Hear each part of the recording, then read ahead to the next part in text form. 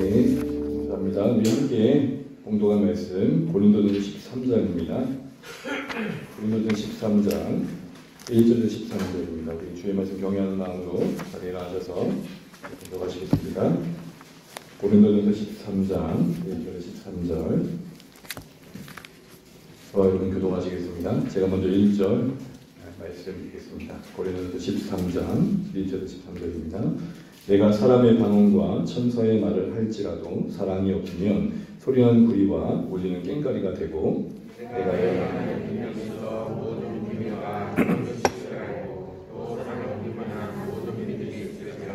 사랑이 없으면 내가 아무것도 아니요 내가 내게 있는 모든 것으로 구제하고 또 내 몸을 불사르게 내줄지라도 사랑이 없으면 내게 아무 유익이 없느니라. 사랑은 오래 참고 사랑은 온유하며 시기하지 아니하며 사랑은 자랑하지 아니하며 교만하지 아니하며 물에 행하지 아니하며 자기의 유익을 구하지 아니하며 성내지 아니하며 악한 것을 생각하지 아니하며 분을 기뻐하지 아니하며 즐기와 함께 기뻐하고 모든 것을 참으며 모든 것을 믿으며 모든 것을 바라며 모든 것을 견디느니라. 사랑은 언제까지나 떨어지지 아니하되 예언도 그리하고 방황도 그치고 지식도 그리하라. 우리는 부분적으로 알고 부분적으로 예언하니 온전한 것이 올 때에는 부분적으로 하는 것이 그리하라. 내가 어렸을 때에는 말하는 것이 어린아이와 같고 깨닫는 것이 어린아이와 같고 생각하는 것이 어린아이와 같다가 장성한 사람이 되어서는 어린아이의 일을 버렸노라. 우리가 지금은 거울을 보는 것 같이 얘기하나 그때에는 얼굴과 얼굴을 대하여 부르시고 지금은 내가 부분적으로 하나 그때에는 주께서 나를 하신 것 같이 내가 온전히 아니라 할 수 있습니다. 그런 이를 도망 사람 이 세 가지는 항상 있을 것인데 그 중에 제일 사랑이다. 아멘. 자리 앉겠습니다. 또 예배 가운데 오시는 주원을 다시 한번 축복합니다. 다시 한번 우리 앞뒤 옆에 인사 나누시겠습니다. 함께 예배하는 기쁨입니다. 말씀 힘이 되시기 바랍니다. 감사합니다. 냄새가 반갑다. 예. 희한해요. 기도하고 나면 한 분씩 한 분씩 늘어나네요. 우리 한 번 더 기도할까요? 감사합니다. 5월은 소위 이제 가정의 달로 많이 이야기합니다. 목회자로서 사실은 5월은 늘 부담이 됐습니다. 또 부교육자 시절에도 그랬고요. 왜냐하면 행사가 일단 많고 돌아와야 될 일이 참 많았던 것 같습니다.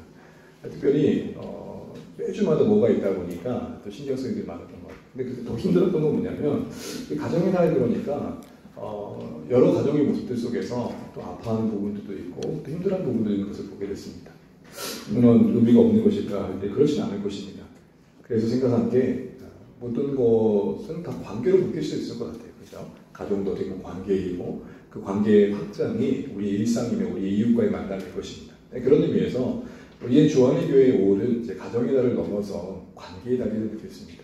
건강한 가정의 관계가 확장되어져 교회와 이웃으로 흘러가는 것이 하나님의 디자인일 텐데 그런 의미에서 본다면 근본적인 관계가 하나님의 은혜의 빛, 말씀의 빛 아래서 되짚어지고 우리가 여전히 부족하지만 그래도 한 걸음 더 내딛는 그런 계기로 삼는 게 필요하지 않을까 싶습니다. 이런 달마저 없다면 무심코 지났을 감사, 또 이런 달마저 없다면 또한 덮어두고 말았을 미안함들을 다시 꺼내서 그것을 다시 한번 다루고 건강해져 가는 여정으로 삼으면 좋겠습니다. 시대가 또 시대인 만큼 이 관계에 어려움을 많이 겪고 고통 가운데 있는 분들을 많이 보게 됩니다. 적어도 우리 주안의 가족들은 말씀 안에서 다시 한번 하나님 원하시는 관계의 기쁨들을 회복해가는 그런 5월이 되셨으면 좋겠고 그 기쁨이 우리의 사랑하는 가족과 VIP에게도 흘러가서 5월 마지막 29일에 우리가 와락할 때 정말 하나님께서 우리를 와락 꺼안아 주시는 그런 은혜가 좋겠습니다. 저는 이 와락할 때마다 불컥하는 것 같아요. 그래서 여러분 온 가족 초청 예배 때 어떻게 될지 모르겠지만 그래도 정말 한 분 한 분의 마음을 움직여 주셔서 정말 그 말 그대로 come and joy 오고 와서 기쁨을 누릴 수 있는 그래서 하나님의 와락 그 품에 안길 수 있는 그런 날이 될 수 있도록 우리 5월 한번 마음 모아서 힘내보시면 좋겠습니다. 특별히 이제 뒤에도 광고하겠지만 공동체적으로도 챌린지를 하나 시도해보려고 합니다. 뭔가 하나에 집중해서 함께 가는 것도 의미가 있을 것 같습니다. 1년 내내 하는 게 아닌 한 달이니까요. 또 오늘날부터 마지막 31일까지 온 가족 잠언 31일 매일 성경 읽기 챌린지를 하려고 합니다. 이 챌린지가 우리에겐 체인지가 되길 축복합니다. 그래서 여러분 자녀들은 색깔을 좀 달리해주세요. 여자아이들은 분홍색. 수아야 너 분홍색 받았어? 설교는 나중에 챙기세요. 꼭 챙기십시오. 그리고 우리 중등부 이상은 하얀색. 나이가 들수록 투명해지셔야 됩니다. 그래서 하얀색으로. 그래서 이제 오늘부터 잠언을 한 장씩 읽고 그 안에 있는 이렇게 구절을 써보시면 빈칸을 채우시면 되고요. 뒤에는 매일 제가 하나씩 이렇게 채워서 칸을 채울 거고 우리 30일이 마쳤을 때는 좀 잠언에 쭉 잠기는 그런 시간이 되면 좀 좋겠습니다. 우리 아이들은 조금 달라요. 우리 아이들은 쓰기로 했어요. 그래서 도와주시면 좋을 것 같습니다. 네, 오늘 그런 의미에서 또 주일 빌립보서 잠시 내려놓고 고린도서 13장 너무 알고 잘 알고 있는 말씀. 근데 너무 잘 알기에 너무 모를 수 있는 그런 말씀을 다시 한번 살펴보면서 우리의 관계를 하나님 앞에서 돌아보고 다짐하고 은혜를 구하는 여정 되기를 축복합니다. 자, 먼저 오늘 고린도서 13장 배경을 좀 알아야 될 것 같은데요. 고린도서 13장은 바울이 고린도 교회 여러 문제를 다루는 중에 나오고 있는데 특별히 교회가 은사 문제로 시끄러웠습니다. 은사. 여러 가지 은사가 이제 12장에 나오죠. 그 은사 문제로 시끄러웠던 교회를 향한 바울의 일침이라고 할 수 있습니다. 일갈이라고 할 수 있고 내용적으로는 너희가 이게 참 문제다라는 진단과 그에 합당한 처방을 나누고 있고 사실 그 진단과 처방은 같은 내용을 보게 됩니다. 먼저 고린도 12장을 보게 되면은 여러분 성경에 은사장이라는 것이 딱 두 곳이 나옵니다. 로마서 물론 예배서도 작게 보면 은사적이지만 크게 보면은 로마서 12장과 함께 오늘 12장은 소위 우리는 은사장이다 말합니다. 교회 가운데 하나님께서 이러한 은사들을 주시더라. 그리고 이런 은사들은 이렇게 이런 목적으로 쓰여져야 된다. 이런 내용을 다루고 있죠. 특별히 12장에는 이런 말을 합니다. 은사가 참 여러 가지다. 그런데 중요한 것은 그 은사를 주시는 분은 오직 한 분 하나님으로서 동일한 분이시다. 동일한 하나님께서 다양한 은사를 우리에게 허락해 주셨다. 이것이 그리스도의 몸으로 한 지체로 묶인 교회 안에 유익된 방향으로 쓰여지는 것이 은사를 주신 하나님의 계획이다. 이 얘기를 하고 있는 것이 고린도서 12장입니다. 이런 의미에서 은사가 다양하고 또 그것이 서로서로 유익되는 부분들을 교회의 모습으로 담아내고 있다면 여러분 교회는 이런 겁니다. 어떤 획일의 일치가 아니라 여러 다양함의 조화의 어울림입니다. 어떤 획일, 모두가 같은 옷을 입고 모두가 같은 생각을 하며 모두가 같은 입장을 갖는 것은 아닐 것입니다. 여러 이야기가 있지만 그것이 한 분 하나님 안에서 조화를 이루는 것 쉽지 않죠. 오히려 더 쉬운 거는 같은 색깔로 같은 옷을 입고 같은 행동하는 것이 더 쉬운 것입니다. 근데 하나님은 다양함을 교회 안에 갖고 계십니다. 왜죠? 다양함이 잘 되면 풍성하거든요. 잘못되면 갈기갈기 찢기죠. 그런 의미에서 여러분 획일과 일치를 넘는 하나님의 교회의 모습은 뭐냐? 조화의 어울림입니다. 이거 기억하십시오. 어울려야 교회가 올림이 됩니다. 우리마저도 어울리지 못하고 조화를 이루지 못하는데 어떻게 세상에 올림이 되겠습니까? 그런데 여러분 교회에 어떤 문제가 있었냐면 이런 하나님의 디자인과 거리가 먼 모습으로 교회가 멀어지고 있었습니다. 가장 큰 키워드는 은사가 서열의 도구가 되고 있었습니다. 우리 학교에서 보면은 애들이 우리 중등부 애들, 고등부 애들 관심사가 뭐예요? 인간은 중요한 잣대 중에 하나가 뭐죠? 제 몇 등짜리. 안에서 몇 등해? 우리 어머니도 부모님도 그러시잖아요. 친구 사귄다고 그러면 걔는 몇 등이니? 어느새 교회 안에서도 그런 세상의 가치관과 인간적인 가치관을 가지고 은사를 하나님께서 주셨는데 선물임에도 불구하고 자랑과 뽐냄의 도구가 되고 있었고 그것은 결과적으로 서열이라는 부득이한 결과를 나왔고 더 나은 서열의 은사가 뭔지를 따지게 되었고 결국 경쟁하는 분위기가 묘하게 자리 잡게 된 게 교회의 어려움이었습니다. 은사가 사랑의 도구가 되지 못하고 은사가 그 자신의 자랑의 도구가 되다 보니 어려웠던 것이죠. 특별히 가장 중요시 여겼던 은사는 바로 뭐였냐면 방언이었습니다. 근데 바울은 고린도서 12장에 교회에게 은사의 하나님의 원래 교회 가운데 주신 목적을 이야기하는 중에 너희들 생각이 잘못됐다는 것을 이렇게 얘기합니다. 우리 고린도서 12장 27절 28절 우리 함께 읽어보겠습니다. 시작. 너희는 그리스도의 몸이요 지체의 부분이라 하나님이 교회 중에 몇을 세우셨으니 첫째는 사도요 둘째는 선지자요 셋째는 교사요 그 다음에 능력을 표하는 자요 그 다음에 병 고치는 은사와 서로 돕는 것과 다스리는 것과 각종 방언을 말하는 것이라. 이게 우리에게는 그냥 그렇게 와닿지만 고린도 교회에게는 큰 충격일 수밖에 없었어요. 왜냐하면 당시의 고린도 교회 안에는 조금 더 신비적인 은사를 우월하게 여겼고 탁월하게 여겼고 그러다 보니 하늘의 언어인 방언을 쏟아내는 것을 가장 큰 은사로 여겼어요. 서열의 1순위였단 말이에요. 그런데 여러분 보세요. 바울은 의도적으로 그 다음 하면서 방언을 어디로 두고 있습니까? 이 발음이 좀 잘 안 되더라고요. 끄트머리.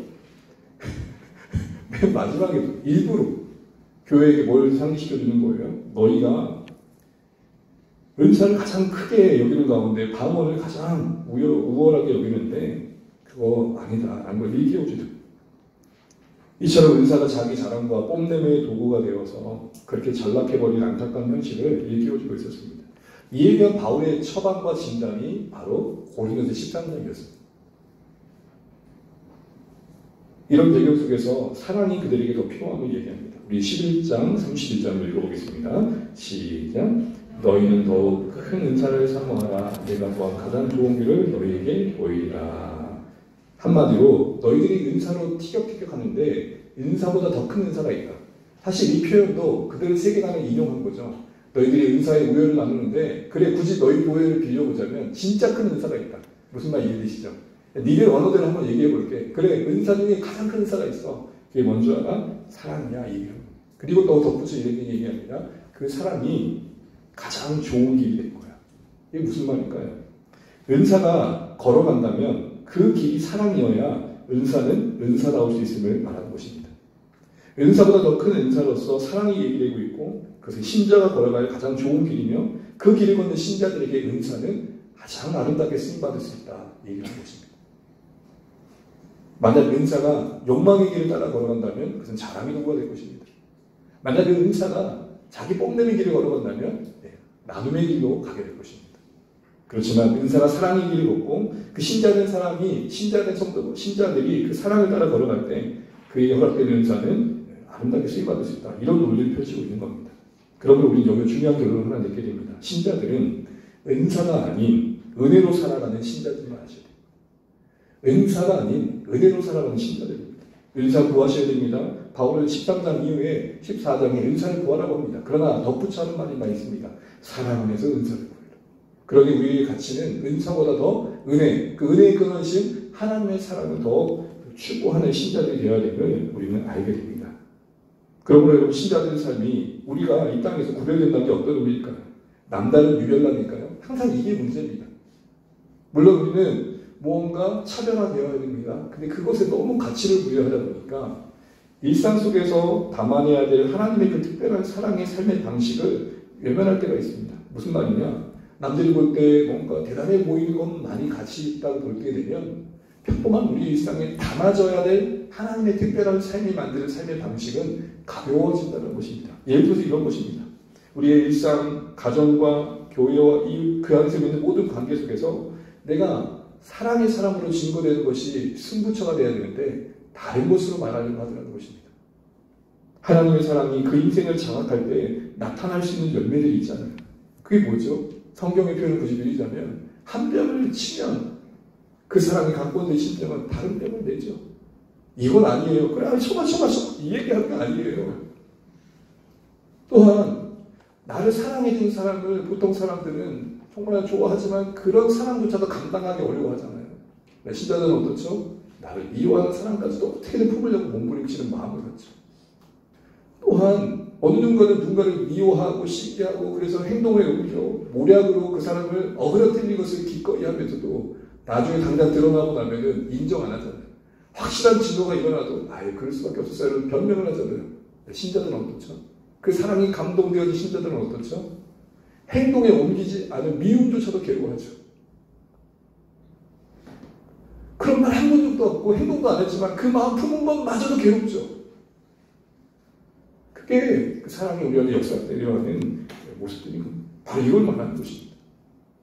남다른 유별남으로 누군가의 시선을 빼앗는 그런 가치가 아니라 우리 안에 임한 하나님의 사랑 그 특별함이 평범함 속에 드러날 때 만들 수 있는 삶의 방식의 다름, 남다름이 아닌 다름으로, 남다름이 아닌 다른 삶의 방식으로 우리의 사랑이 증거되어야 한다. 이게 오늘 바울이 이야기를 하고 있는 것입니다. 은사의 남다름으로, 은사의 특별함으로 무언가 주목받으려 하는 교회에게 너희들의 일상이 사랑이 있니? 이 얘기를 하고 있는 것입니다. 그 사랑이 만든 마음의 변화, 그 사랑이 만든 관계의 변화, 그 사랑이 만든 은사의 목적들을 쓰여짐이 너희에게 있니? 이 얘기를 하는 것입니다. 여러분, 우리의 현실은 어떤가요? 바로 고린도 교회만의 문제는 아닐 것입니다. 마음은 원으로 돼 육신의 연약함에 무너지는 현실이 우리 관계 속의 사랑의 현실 아닙니까? 세상에서 우리 신자들 가운데 사랑하기 원치 않는 사람이 있을까요? 근데 문제는 뭐죠? 원하고 바라는 만큼 사랑의 자리에 서 있는 사람은 아무도 없더라는 것입니다. 부모님들, 특히 어린 사랑주일인데 여러분 혹시 용서하실 거 있으면 오늘 다 용서하십시오. 사과하십시오. 미안해. 근데 야구방망이 든 거. 하나 미안해. 야구방망이 들어서 미안하다.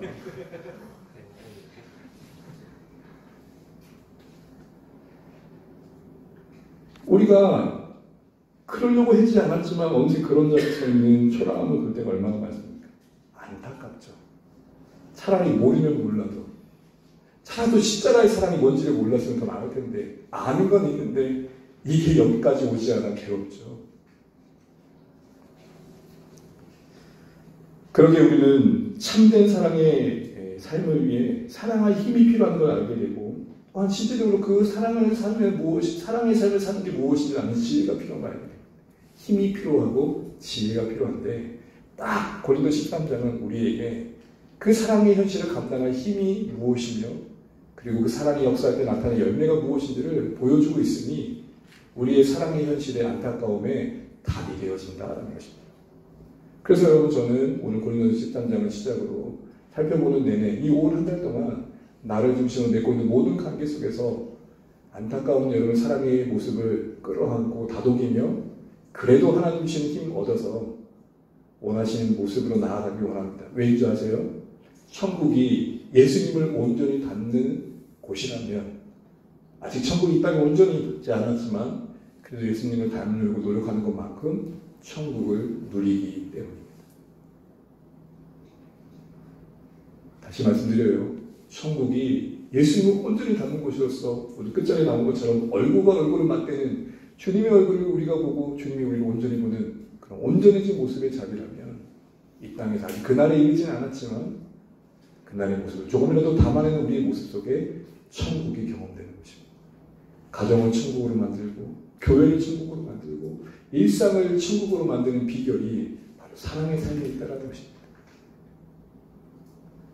그래서 여러분 고린도 13장을 살펴보면서 소원하는 것은 사랑할 수 있는 힘 그리고 사랑하는 삶의 지혜를 잘 배우셔서 조금 더 잘하는 우리가 되면 좋겠습니다. 그리고 지금 맺고 있는 그 모든 관계 속에서 사랑에 대한 고민의 현실들을 오히려 품고 말씀 안에서 잘하는 기회가 되면 좋겠습니다. 여러분 그거 아세요? 갈등이 있기에 내 사랑의 현실의 수위를 확인하게 되고 그만큼 엎드리며 나의 겸비한 마음 가운데 하나님의 은혜를 구하는 자리에 서게 되는 것입니다. 여러분 현수막 잠깐 보시죠. 제 오른쪽에 보면 기도 제목이 있습니다. 제가 오늘 5월 동안 여러분을 위해 기도한 제목이 우리의 기도 제목입니다. 괜찮으시면 한번 읽어보겠습니다. 시작. 주님 사랑하려고 살아가야 우리에게 은혜를 베푸사 모든 관계를 통해 주님의 사랑을 배우며 자라게 하소서. 요거 기억하시고 오늘도 이제부터 살펴보는 말씀 안에서 갈 길을 찾는 우리 삶 되시기를 축복합니다. 이제 고린도 13장의 배경 속에서 우리가 삶의 사랑의 과제를 도전받습니다. 그러면서 이제 전체적인 계획을 잠깐 살펴보면 세 부분을 크게 보통 나눕니다. 고린도 13장은 1절부터 3절까지 사랑이 얼마나 중요한지를 상기시켜주고 있습니다. 사랑이 없는 은사와 섬김이 얼마나 공허하고 무익한지를 교회 가운데 일깨워주면서 사랑이 얼마나 중요한지 우리에게 얘기해주고 있다는 것이죠. 그러면서 4절부터 7절은 그 사랑이 역사할 때 신자들 가운데 맺혀지는 모습을 담고 있습니다. 열매를 세워보면 한 15가지가 나옵니다. 그래서 다음 주부터는 매주 한 가지씩 너무 길어지니까 비슷한 것끼리 묶어서 한번 나눠보려고 합니다. 8절부터 13절은 사랑의 영원함을 말합니다. 결국 결론을 맺으면서 우리가 이렇게 사랑의 삶이 되어야 될 이유는 사랑이 영원하기 때문에 더 쉽게 말할까요? 결국 하나님 앞에 여러분이 섰을 때 남는 건 사랑입니다. 우리가 무엇을 했느냐가 남는 게 아니라 그것을 어떠한 사랑으로 했느냐가 남는 것입니다. 사랑이라고 다 같은 사랑입니까? 아니죠. 특별히 여러분 오늘 본문에 다룰 사랑은 우리가 말하는 사랑은 너무 다른 사랑입니다. 그러기에 다시 한번 이 말씀 앞에 정직히 우리를 돌아볼 필요가 있는 것입니다. 먼저 오늘은 그 사랑의 중요성을 다시 한번 살피면서 주시는 교훈을 생각해 보려고 합니다. 여러분 1절, 2절, 3절에 보게 되면 반복되는 표현이 있습니다. 우리 1절, 2절, 3절 다시 한번 한 목소리로 읽어보겠습니다. 시작. 내가 사람의 방언과 천사의 말을 할지라도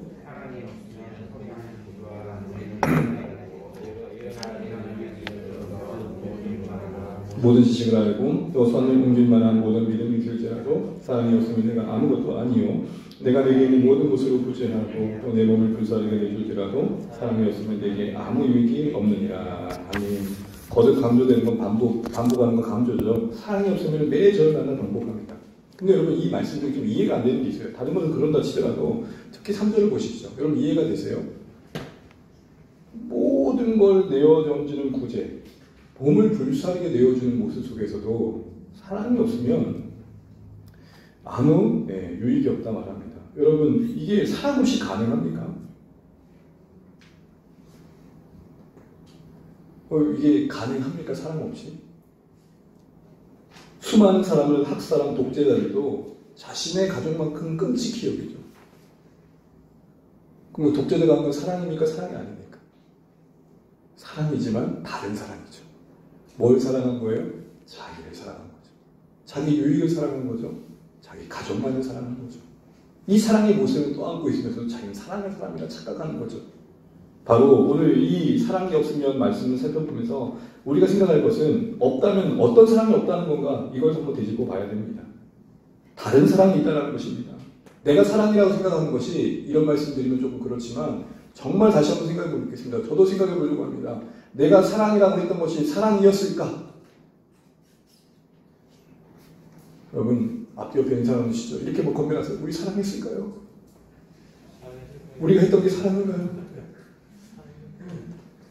자녀들 따지시는 거죠. 엄마 그게 나를 사랑이야. 다음 주 있으니까 걱정 안 하세요. 마세요. 다음 주에 얘기하시면 돼. 네가 그게 사랑이라 생각하니? 여러분 진짜 이 질문 앞에 겸손해지면 좋겠습니다. 사랑하지 않았다라는 게 아니에요. 그게 사랑이었니? 하나님 앞에서 하나님 닮은 사랑이었니? 이 질문을 해볼 수밖에 없는 자리에 선다는 것입니다. 그래서 여러분 고린도 13장에 나오는 모든 사랑이라는 단어는 아가페입니다. 여러분 헬라어로 사랑을 세 단어로 구분한다고 들으셨죠? 아가페 사랑, 필레오 사랑, 에로스 사랑. 약간의 다르지만 어쨌든 아가페 사랑이 강조하는 것은 하나님 닮은 사랑을 말합니다. 하나님 사랑을 닮았다라는 것입니다. 그러게 여러분 오늘 교회 가운데 지적했던 것은 사랑이 없다는 지적은 엄밀히 말하면 너희 안에 하나님 닮은 사랑이 없어입니다. 억울했을 거예요. 바울 우리도 사랑한다고 희생하잖아. 섬기고 있죠. 우리도 같은 마음 되지 않을까요? 하나님 저 자녀도 사랑했다고요. 제 일을 사랑했고 열심히 사랑을 살았다고 하지만 하나님이 저에게 사랑이 없다고 할 때 그 사랑이 무엇인지 생각해 볼 필요가 있다라는 것입니다. 그러므로 사랑이 없으면 이란 말은 아가페가 없으면 이란 말을 하는 것입니다. 그럼 여러분 다른 사랑과 다른 하나님의 사랑의 특징은 무엇입니까? 가장 중요한 것은 그 사랑의 범위가 다릅니다. 우리가 얘기하는 사랑이라는 것은 사실 범위적으로 제한을 받죠. 내가 알지 못하는 사람에 대해서 사랑의 이야기를 꺼내기가 쉽지 않은데 아가페는 그 사랑의 범위에 제한을 받지 않습니다. 사랑할 이유가 또한 사랑할 이유가 있는 사람만 사랑하지 않는다는 것입니다. 그래서 우리 일상의 모든 사람과 특별하게 알고 지내는 관계는 아니지만 이 사랑이 있을 때에 진짜 사랑의 삶이 나타나는 것입니다. 논리적으로 이해되시죠? 우리가 얘기하는 사랑으로만 살아가다 보면 평소에 만나는 모든 사람들 관계 속에 사랑이 나타날 수 있을까요? 아니에요. 우리 사랑은 이해관계에 묶일 때가 참 많죠. 예를 든 겁니다. 제가 운전을 하고 갑니다. 여러분 이런 경험 종종 있잖아요. 근데 앞차가 갑자기 끼어드는 거예요. 우리 본능적인 반응은 뭐예요? 어이씨 여기까지 괜찮아요. 여기까지 하나님께 허락하신 몸이에요. 네, 이게 창문 내리고 딱 하면 이게 제가 되는 거죠. 근데 문제는 창문을 내렸는데 박찬호 목장님이죠. 그리고 우리 어떻게 하죠? 아유 목장님 왜 급하셨나 봐요. 묻습니다. 사랑입니까? 사랑이에요. 박찬호 목장님 사랑하는 거예요. 하나님 닮는 사랑은 아니에요. 그 얘기하는 거예요.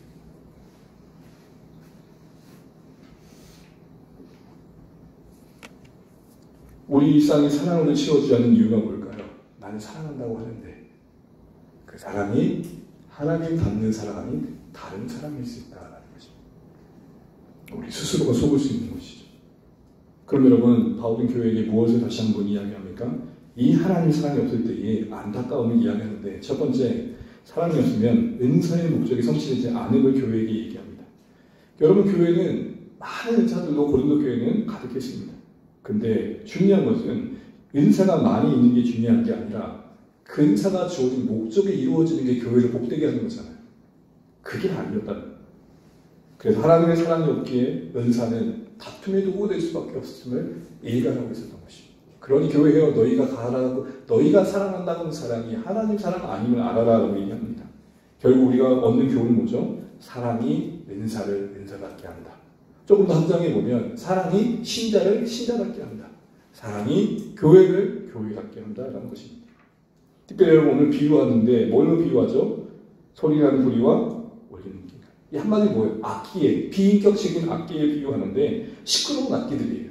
그러니까 은사가 가득한데 사랑이 없으면 한마디로 시끄러워, 이 얘기를 하는 겁니다. 아무 소용이 없어, 이런 얘기를 하는 겁니다. 단조롭고 조화를 이루지 못하고 의미 없는 음을 내는 악기들처럼 결국 아무런 효과를 낼 수 없음을 말합니다. 여러분, 교회 안에, 특별히 주요 안에, 공동체 안에 사랑이 풍성한 것이 저는 더 기도 제목입니다.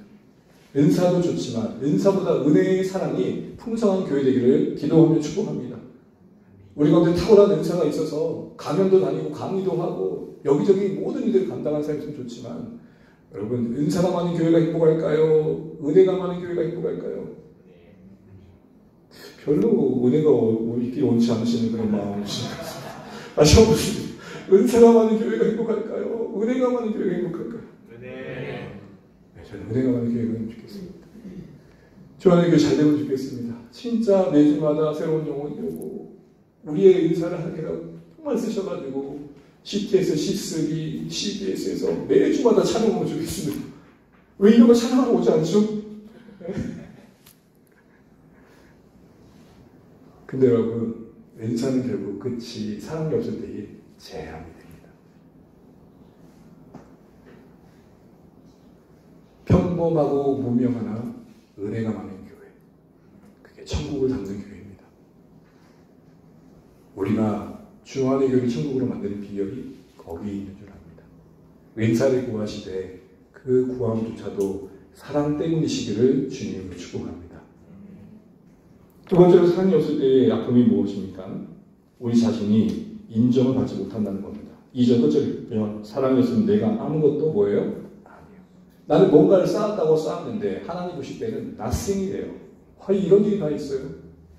가장 여러분이 힘들 때가 언제예요? 나는 나름대로 뭔가를 열심히 쌓았는데 그 쌓은 게 결국은 평가받을 때 아무런 의미가 없다고 말할 때 얼마나 돌아버립니까, 여러분?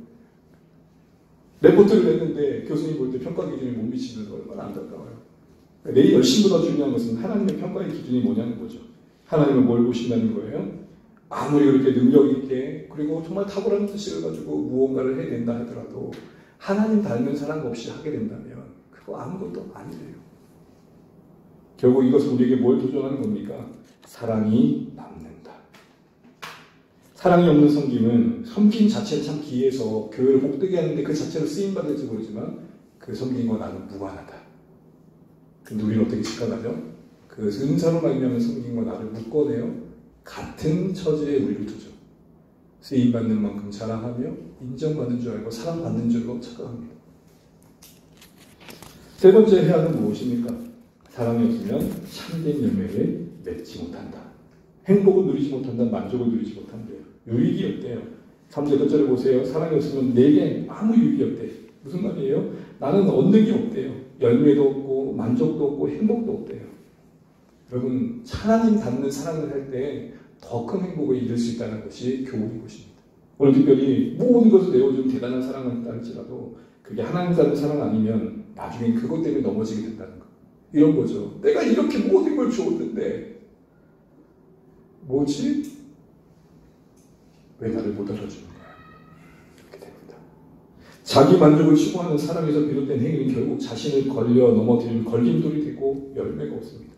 그런데 하나님 닮은 사랑을 따라 한 모든 수고와 또 풍성한 헌신들은 그 사랑만큼 우리를 행복하게 하고 자라게 합니다. 오히려 못 알아주는 상황 속에서 주님도 그러셨지라는 마음이 담겨 하나님 닮는 자리에 한 발자국 더 내딛는 은혜가 있습니다. 그런데 그것이 나의 명예를 사랑하고 내 유익을 사랑으로 말미암은 행위일 때는 반드시 우리를 걸러 넘어뜨리게 하는 걸림돌이 된다는 것입니다. 사랑하는 여러분, 이제 말씀을 맺으면서 사랑의 중요성을 다시 한번 상기해 봅니다. 다 잊어버리고 이거 하나 생각하십시오.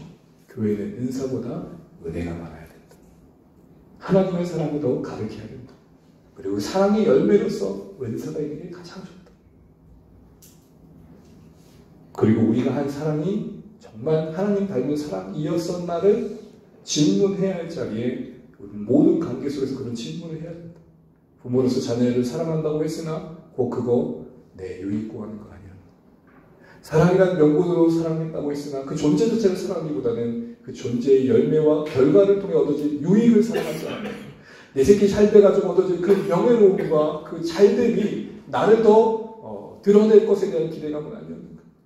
여러분, 그냥 이 존재 자체를 사랑한다면 지금 뻘짓거리를 해도 좋아야 돼요.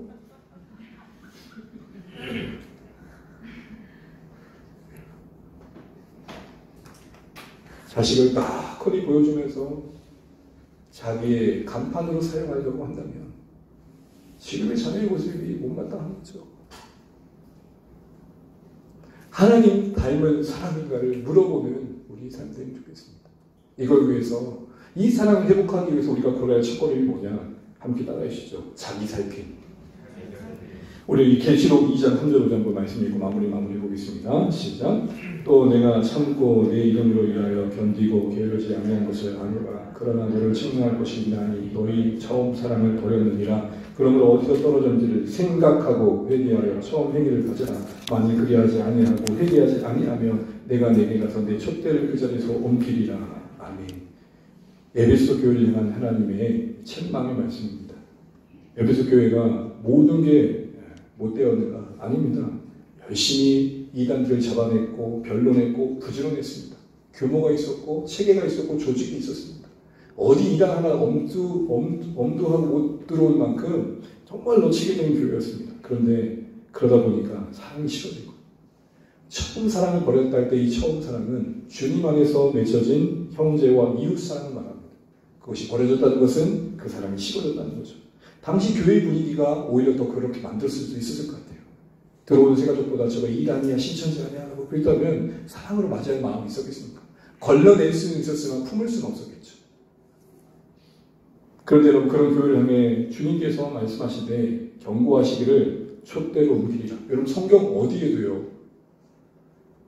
교회가 열매 맺지 못하고 이렇게 뭔가 능력이 없고 은사가 없어서 침망받기보다는 사랑이 없을 때 촛대가 옮겨진다는 말을 듣고 있다는 것을 우리는 기억해야 됩니다.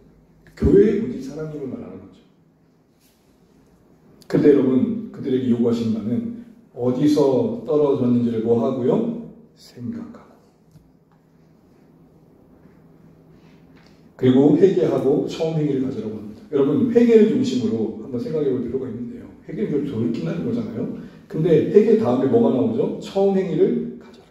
회개라는 것이 단지 후에만 머무는 게 아니라는 거예요. 아이고 막 그러면 안 됐었는데가 아니라, 그래 돌아가야지, 돌이켜야지.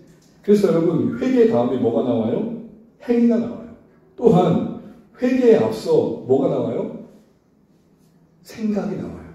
뭘 말할까요? 회개에 앞서 자신의 모습을 먼저 생각해 보라는 것은 덮어놓고 회개하지 말라는 거예요. 그리고 교회 안에 가장 문제는 뭐냐면, 회개를 하는데 제가 뭘 회개할지 모르는 거예요. 알고만 주님 죄송합니다, 미안합니다. 그 자기 진짜 뭘 회개하고 있는지 모르고 종교적으로 회개하는 경우가 있더라고요. 마치 고해성사 안 해도 말이죠. 덮어놓고 회개하지 말고, 그리고 자성하고 각성해라는 겁니다. 자기를 살피는 중에 각성되어져서 뭔가 상황을 모면함이 아니라 그 현실 직면하는 모습이 있어야 된다는 것입니다. 왜 습관적인 회개를 할까요? 그냥 그 상황을 모면하자는 거죠. 그러나 진짜 회개는 자성, 자신을 돌아보는 가운데 각성, 뭔가 깨달아져서 현실에 직면하는 겁니다. 그래, 이게 내 모습입니다. 자기의 민낯을 인정하는 겁니다. 여러분, 남자들이 잘 안 되는 게 이거잖아요. 남자들이 여자들한테는 회개는 거의 종교적인 회개잖아요. 미안해, 미안하다고. 그럼 돌아오는 말은 뭐죠? 뭐가 미안한데? 글쎄, 그게 문제야. 그런 습관적인 회개와 종교적인 회개가 오가는 대화 속에 있잖아요. 여러분 부탁드립니다. 이거 사적 부탁인데 최선을 다해 사과했을 때 여러분 뭐가 사과하라는 묻지 마세요. 그냥 인정해 주세요. 그게 사랑입니다.